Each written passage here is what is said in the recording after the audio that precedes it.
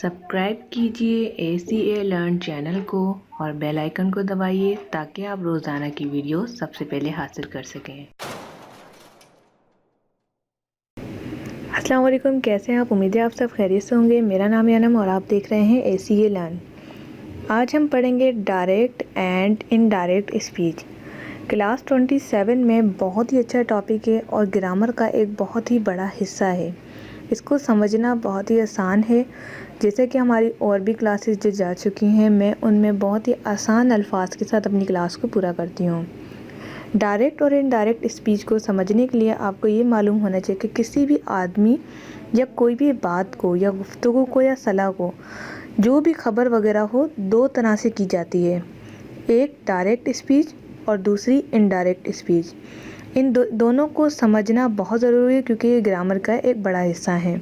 Direct speech वो होती है जब हम किसी आदमी, कॉल या उसके अल्फाज में बयान करते हैं, वो डायरेक्ट कहलाती है। इसका मतलब ये है कि जो आदमी ने कहा वो बिल्कुल डायरेक्ट हो, उसमें कोई अपनी तरफ से बात ना मिलाई गई हो। इनडायरेक्ट स्पीच में ये होता है कि अगर हम किसी आदमी या कॉल या अल्फाज बयान करें तो वो इनडायरेक्टली स्पीच कहलाता है। यानी किसी का कॉल बयान करना और उसमें अपने अल्फाज ऐड नहीं करना, यानी उसी के अल्फाज बयान करना और इसको चेंज ना करना। डायरेक्ट स्पीच को समझने का आसान तरीका ये भी है कि जैसे फॉर एग्जांपल अगर आपने कोई बात कही है तो आप ही के अल्फाज में वो बात मैं बयान कर दूं दूसरे को, तो ये डायरेक्ट स्पीच है। इनडायरेक्ट स्पीच में अगर हम किसी आदमी या फिर किसी भी शख्स की कॉल या अल्फाज बयान करें तो वो इनडायरेक्ट स्पीच कहलाता है। चलिए मैं इसके एग्जाम्पल दे देती हूँ। ऐसे तो बहुत कन्फ्यूज़ और कॉम्प्लिकेटेड हो रहा है कि ये क्या हो रहा है। Gulzar said to Uzma, I am always with you. ठीक है, गुलजार सैड टू उज़मा, गुलजार ने उज़मा से कहा आई एम ऑलवेज विथ यू, मैं तुम्हारे साथ हमेशा से हूँ। अब इसी को इनडायरेक्ट स्पीच कर देते हैं। Gulzar told Uzma that she was always with her. यहाँ पर जो है सेंटेंस को आप गौर से समझिए, जिसमें जो है गुलजार का ही सेंटेंस है लेकिन टोल्ड उज़मा, उसने बताया उसको। यहाँ पर वो बता रही है और इनडायरेक्ट में उसने बताया उसको। तो इसको और समझने के लिए मैं कुछ एग्जाम्पल्स के साथ आपको समझा दूं कि डायरेक्ट स्पीच और इनडायरेक्ट स्पीच का इस्तेमाल जो है हम क्यों इस्तेमाल करते हैं। पहली बात ये कि डायरेक्ट स्पीच में हम वो बात आगे पहुंचाते हैं जो किसी इंसान के अपने अल्फाज हों। जैसे कि ये भी कह सकते हैं कि ही सैड आई एम अनवेल, यानी कि वो कह रहा है कि मैं अच्छा महसूस नहीं कर रहा, अनवेल, मैं ठीक नहीं हूँ।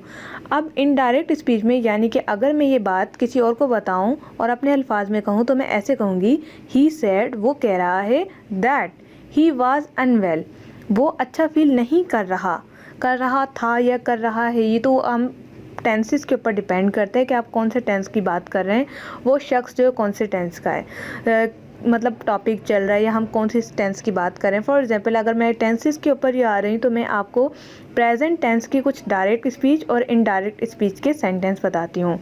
I am happy, she said, मैं खुश हूँ, वो कह रही है, ये डायरेक्ट स्पीच है।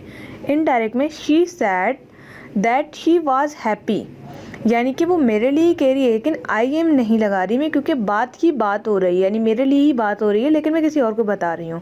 तो शी सैड दैट, वो कह रही है, शी वाज हैप्पी, वो खुश है।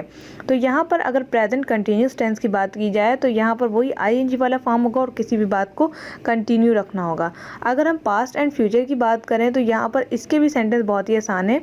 जैसे कि अगर मैं यहाँ पर एग्जाम्पल दूँ, we were living in Goa, we were living in Karachi, they told me, कोई सा भी सिटी आपने टोल्ड मी, उसने मुझे बताया। अब इसको इनडायरेक्टली करने के लिए हम यूज़ करेंगे दे टोल्ड मी, उसने मुझे बताया, that they had been living in Pakistan.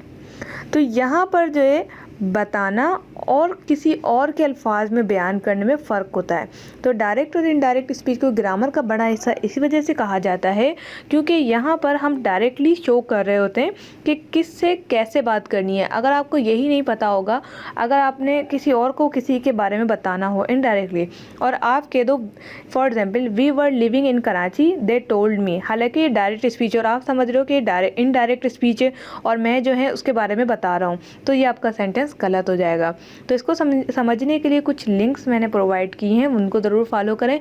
उसमें आपको मज़ीद पास्ट, प्रेजेंट, फ्यूचर तीनों की और मज़ीद जो है फॉर एग्ज़ाम्पल जैसे कि एग्जाम्पल्स मिल जाएंगी आपको, और साथ ही आपको डेफिनेशंस वगैरह भी मिल जाएंगी, इंग्लिश में भी उर्दू में भी। तो दोनों लिंक मैंने नीचे दे दिए। इसके अलावा एंड में आपको कुछ सवालात दिए जाएंगे, उसके जवाब नीचे कमेंट्स में ज़रूर लिखिएगा। जिसके सवाल के जवाब बिल्कुल ठीक गए तो उनका जो स्क्रीनशॉट लेके कम्युनिटी टैब में और फेसबुक पे ज़रूर पोस्ट किया जाएगा विथ गुड कॉन्ग्रेचुलेशंस। तो मिलते हैं नेक्स्ट वीडियो से। अपना बहुत सारा ख्याल रखिएगा। Thanks for watching.